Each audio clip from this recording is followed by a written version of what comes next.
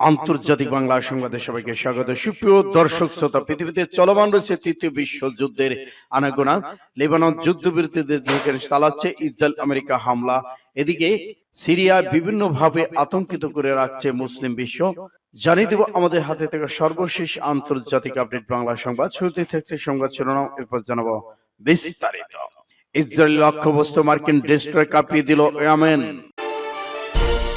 আরো জানিয়ে দিব ইসরায়েলের জল ও আকাশ পতনের পথ করে তুলেছে ইয়েমেন। পারমাণবিক আলোচনা ইরানের পাশে রাশিয়া এবং চীন। পারমাণবিক উচ্চাকাঙ্ক্ষা ত্যাগ না করলে ইরানের সামরিক হামলা হবে, জানালো ট্রাম্প। এদিকে পাকিস্তানে পুলিশের গাড়িতে হামলা, বহু হতাহত। গাজার যুদ্ধ বন্ধের দাবিতে আবারও 150 ইসরায়েলি সেনার চিঠি। আবারও গাজার যুদ্ধ বন্ধের দাবি, নেতানিয়াহুর উপর আবারও চাপ বাড়াচ্ছে ইসরায়েলি সেনারা। এবং সর্বশেষে জানিয়ে দিব ইসরায়েলে একদিনে 340 মিসাইল হামলা হিজবুল্লাহর। এতক্ষণ শুনছিলেন সংবাদ শিরোনাম, এখন বিস্তারিত। তবে অনুরোধ থাকবে এই ভিডিওটিতে একটি লাইক দিন এবং কমেন্টস করে জানিয়ে দিন আপনি কোন জেলা থেকে বা কোথা থেকে আমাদের সাথে যুক্ত রয়েছেন।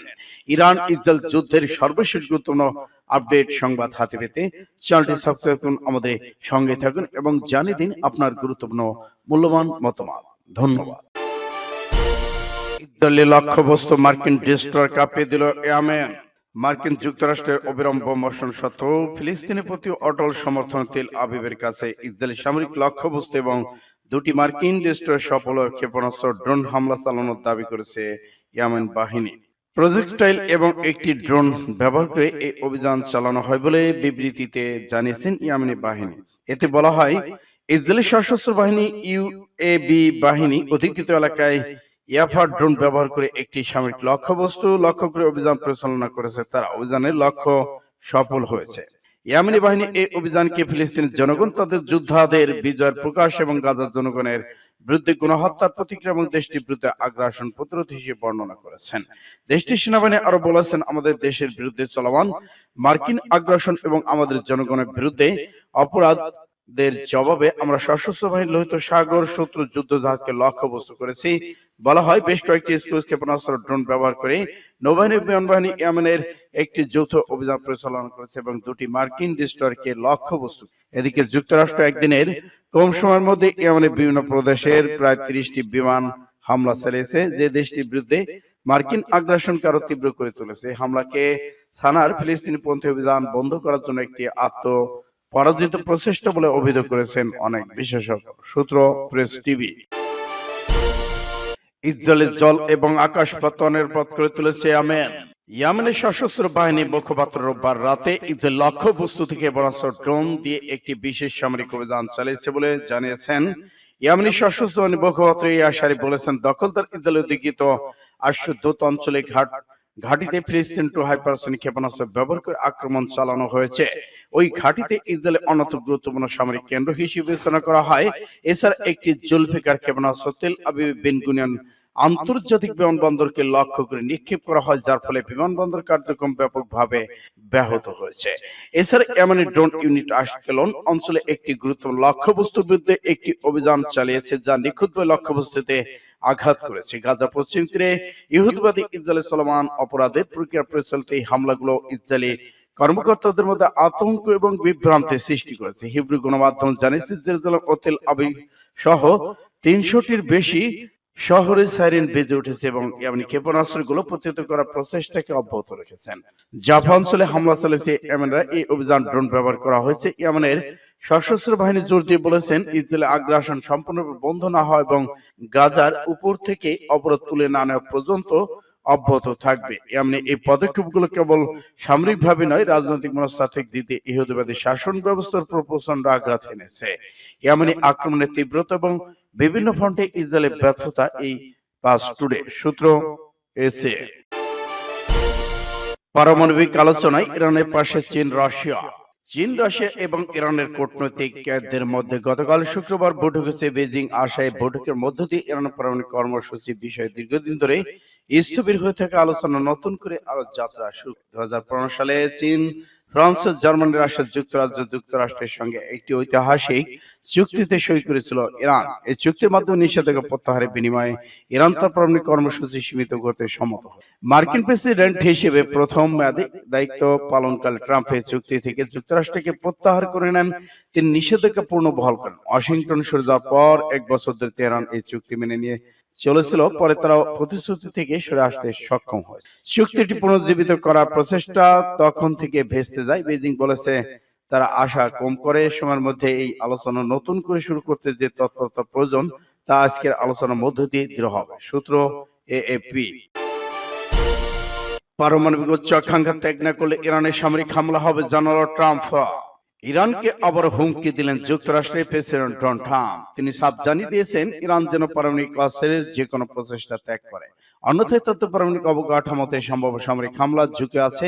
সোমবার সাংবাদিকদের সাথে আলাপকালে ট্রাম্প দাবি করেছেন ইরান ইচ্ছাকৃতভাবে যুক্তরাষ্ট্রের সাথে পারমাণবিক আলোচনা অগ্রগতি আটকে দিয়েছে। ওমানে মার্কিন বিশেষ দূত স্টিভ উইপ এবং একজন জ্যেষ্ঠ ইরানি কর্মকর্তার মধ্যে বৈঠকের পর তিনি এ মন্তব্য করেছেন। উভয় পক্ষ শনিবার আলোচনাকে ইতিবাচক গঠনমূলক বলে বর্ণনা করেছেন। এর সাথে পরিস্থিতি একটি সূত্রের মতে সামনে সপ্তাহে দ্বিতীয় দফা আলোচনার পরিকল্পনা আছে, তা রোম হতে পারে। আলোচনা কেন্দ্রবিন্দু একটি সম্ভাব্য চুক্তির জন্য বিস্তৃত কাঠামো তৈরি করা হবে। তবে ট্রাম্প স্পষ্ট বলেছেন যে কোনো চুক্তিতে অবশ্যই ইরানকে সমস্ত পারমাণবিক অস্ত্রের উচ্চাকাঙ্ক্ষা ত্যাগ করতে হবে। ইরানকে পারমাণবিক অস্ত্রের ধারণা বাদ দিতে হবে। তাদের পারমাণবিক অস্ত্র থাকতে পারে না। তেহরানে পারমাণবিক স্থাপনাগুলিতে মার্কিন বিকল্পগুলির মধ্যে সামরিক হামলা অন্তর্ভুক্ত কিনা জানতে চাইলে ট্রাম্প উত্তর দেন অবশ্যই আছে। তিনি আরো বলেন ইরান পারমাণবিক অস্ত্র তৈরি মোটামুটি কাছাকাছি, তবে গুরুত্বপূর্ণটি এড়াতে দ্রুত পদক্ষেপ নেওয়ার আহ্বান জানান ট্রাম্প। সাবেক প্রেসিডেন্ট জো বাইডেনের অধীনে যুক্তরাষ্ট্র ইরানের মধ্যে পরোক্ষ আলোচনা হয়, কিন্তু অগ্রগতি ছিল খুবই কম। সূত্র ইন্ডিয়া টুডে। পাকিস্তানি পুলিশের গাড়িতে হামলা, বহু হতাহত। পাকিস্তানের বেলুচিস্তান প্রদেশে মাস্তুং জেলার দাস্ত রোডে মঙ্গলবার সকালে পুলিশের গাড়িকে লক্ষ্য করে হামলা হয়েছে। এতে অন্তত 3 জন পুলিশ নিহত হয়েছেন, আহত হয়েছেন আরো 16 জন। দেশটির কর্মকর্তা বরাদ দিয়ে এ তথ্য জানিয়েছে পাকিস্তান প্রভাবশালী পত্রিকা ডন। বেলুচিস্তান সরকারের মুখপাত্র শহীদ রিন্দু এক বিবৃতিতে বলেছেন, কালাতো থেকে পুলিশকে বহনকারী একটি গাড়ি লক্ষ্য করে ইম্প্রোভাইজড এবং এক্সপ্লোসিভ ডিভাইস আইইডি দিয়ে হামলা চালানো হয়। এতে বিস্ফোরণে বেলুচিস্তান কনস্টেবলের 3 পুলিশ সদস্য নিহত হয়েছেন। হামলায় আরো 16 জন আহত হয়েছে বলে জানান তিনি। আহতদের মধ্যে 2 জনের অবস্থা আশঙ্কাজনক। তবে মাস্তুং এর উপ পুলিশ সুপার ইউনাস মাকসি আতঙ্কের সংখ্যা 18 বলে জানিয়েছেন।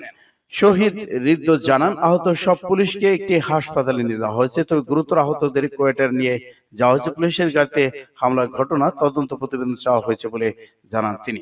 এই হামলাটা এখন পর্যন্ত কেউ স্বীকার করেনি বলে প্রতিবেদন বলা হয়েছে। সাম্প্রতিক বছরগুলোতে পাকিস্তান সন্ত্রাসী হামলার পরিমাণ অনেকাংশে বেড়েছে। বিশেষ করে পাকিস্তান নিরাপত্তা বাহিনীকে লক্ষ্য করে এসব হামলা চালানো হচ্ছে। সূত্র ইত্তেফাক এসার। গাজায় যুদ্ধ বন্ধের দাবিতে আবারও চিঠি 150 ইসরায়েলি সেনার। গাজায় চলমান যুদ্ধ বন্ধের দাবিতে প্রধানমন্ত্রী বেনিয়ামিন নেতানিয়াহুর কাছে আবারও চিঠি পাঠিয়েছেন কমপক্ষে 150 ইসরায়েলি সেনার সদস্য। অবিলম্বে যুদ্ধ বন্ধ, ইসরায়েল জিম্মিতে ফেরত আনার দাবি জানিয়ে এই চিঠি স্বাক্ষর করেন আইডিএফ এর গোলানি ব্রিগেডের সদস্যরা। এতে আগে গত সপ্তাহে বিমান বাহিনীর 1000 গোয়েন্দা বাহিনীর কয়েকশো সদস্য নেতানিয়াহুর বরাবর যুদ্ধ বন্ধের দাবিতে চিঠি পাঠিয়েছেন। এর পাশাপাশি আলাদা একটি চিঠিতে স্বাক্ষর করে 200 সামরিক চিকিৎসক খোদ সামরিক বাহিনীতে জোরালো হচ্ছে যুদ্ধ বন্ধের দাবি। জাতি চাপ করেছে ইসরায়েলি প্রশাসনের উপর। যদিও এ ধরনের চিঠিতে স্বাক্ষর করলেই বরখাস্ত করা হয় ইসরায়েলি সেনাদের, হুঁশিয়ারি দিয়েছেন প্রধানমন্ত্রী নেতানিয়াহু। গাজায় যুদ্ধ বন্ধের দাবি, নেতানিয়াহুর উপর আবারও চাপ বাড়াচ্ছে ইসরায়েলি সেনারা। গাজায় যুদ্ধবন্ধের দাবিতে আবার সরকারের উপর চাপ বাড়াচ্ছে ইসরায়েলি সেনারা। পাশাপাশি সশস্ত্র গোষ্ঠী হামাসের হাতে আটক বন্দীদের ফিরিয়ে আনার জন্য আবার জোরালো দাবি জানাচ্ছে। তাদের বক্তব্য, যুদ্ধ থামিয়ে হলেও বন্দীদের ফিরিয়ে আনা হোক। সেনারাই নয়, সাবেক গোয়েন্দা কর্মকর্তা, শিক্ষাবিদ, চিকিৎসকরা এই দাবি তুলে ধরেছেন। ইসরায়েল সেনাবাহিনীর অভ্যন্তরীণ কোন্দল শুরু হয়েছিল কয়েকদিন আগে। বিমান বাহিনীর 1000 সেনা যুদ্ধবন্ধের দাবি খোলা চিঠি দিয়েছিল। এবার সেই তাদেরই দাবিতে নতুন করে সমর্থন জানান 250 জনের বেশি সাবেক মোসাদ কর্মকর্তা, নিরাপত্তা কর্মী। এদের মধ্যে আছেন গোয়েন্দা সংস্থার সাবেক প্রধান ড্যানি ইয়াতম এফ্রামিম এবং হালেবি তামিম পারদো। তাদের চিঠিতে বলা হয়েছে, গাজায় যুদ্ধ চলতে থাকা বন্দী সেনাদের জীবন বিপন্ন হয়ে পড়েছে। এই কষ্ট থামাতে সরকার সাহসী, দায়িত্বশীল সিদ্ধান্ত নিতে হবে। সাবেক মোসাদ সদস্যদের মতে বন্দীদের মুক্তি পাওয়া জাতীয় নিরাপত্তা নৈতিক প্রশ্ন করি আমরা দাবি করছি গাজা যুদ্ধ অবিলম্বে থামাতে হবে এবং বন্দীদের ফিরে আনতে হবে। তাদের মতে এখন যুদ্ধ নিরাপত্তার জন্য নয়, যুদ্ধ এখন নিরাপদের জন্য নয় বরং রাজনৈতিক স্বার্থে চালানো হচ্ছে। পিটিশনে বলা হয়েছে 550 দিনের বেশি সময় চলে যাওয়া এই যুদ্ধে ইসরায়েলের জন্য ব্যাপক ক্ষতির কারণ হয়েছে। আমরা বেদনার সঙ্গে বলছি, এই যুদ্ধ রাজনৈতিক ব্যক্তিগত স্বার্থে পরিচালিত হচ্ছে, এর সঙ্গে নিরাপত্তার সঙ্গে কোনো সম্পর্ক নেই। আমরা চিকিৎসক হিসেবে জীবনের পবিত্রতার বিশ্বাস করি, কিন্তু যুদ্ধে চলে যাওয়া বন্দীদের পরিত্যাগ করা আমাদের নৈতিকতা পরিপন্থী। সূত্র পাস টুডে। ইসরায়েলে একদিনে 340 মিসাইল হামলা হিজবুল্লাহর। ইসরায়েলে একযোগে 340টি মিসাইল হামলা চালিয়েছে লেবানন সশস্ত্র গোষ্ঠী হিজবুল্লাহ। এছাড়া ড্রোন দিয়ে হামলা চালিয়েছে তারা। হিজবুল্লাহ প্রথমবারের মতো ইসরায়েলের দক্ষিণ আশদোদ বিমান ঘাঁটিতে ড্রোন হামলা চালিয়েছে। এছাড়া তেল আবিবের কাছাকাছি একটি এলাকাও রকেট হামলার খবর পাওয়া গেছে। সোমবার আল জাজিরা সহ আন্তর্জাতিক একাধিক সংবাদ সংস্থার প্রতিবেদন থেকে তথ্য জানা যায়। এতে বলা হয়, হিজবুল্লাহ ইসরায়েলি সেনাদের মধ্যে হামলা পাল্টা হামলার ঘটনা ক্রমেই বেড়ে চলেছে। আবার গাজায়ও হামলা অব্যাহত রেখেছে ইসরায়েল। এদিকে লেবানন হিজবুল্লাহ এক বিবৃতিতে বলেছে, তারা তেল আবিবের একটি সামরিক স্থাপনায় উন্নত মানের একাধিক ক্ষেপণাস্ত্র ড্রোন হামলা চালিয়েছে। হিজবুল্লাহ দাবি করলেও ইসরায়েলের পক্ষ থেকে তাৎক্ষণিক কোনো প্রতিক্রিয়া পাওয়া যায়নি। এদিকে ইসরায়েল সামরিক বাহিনী এক প্রতিবেদনে বলা হয়, উত্তর সীমান্ত এলাকা এবং শহরগুলো ছাড়াও হাইফা উপসাগর এলাকা তেল আবিবের কাছে একটি এলাকায় হিজবুল্লাহ সরাসরি হামলার খবর পাওয়া গেছে, যেখানে 3 জন আহত হয়েছে বলে জানা গেছে। ইসরায়েলি অ্যাম্বুলেন্স পরিষেবা এক বিবৃতিতে বলা হয়েছে, লেবানন থেকে ছোড়া রকেটের আঘাতে তেল আবিবের পেতহটিকভাতে 3 বেসামরিক নাগরিক আহত হয়েছেন। সিরিয়া জাতিসংঘের বিশেষ দূত বলেছেন, দেশটির আঞ্চলিক যুদ্ধে টেনে নেওয়া এড়াতে লেবানন এবং গাজার যুদ্ধ শেষ করা অত্যন্ত গুরুত্বপূর্ণ।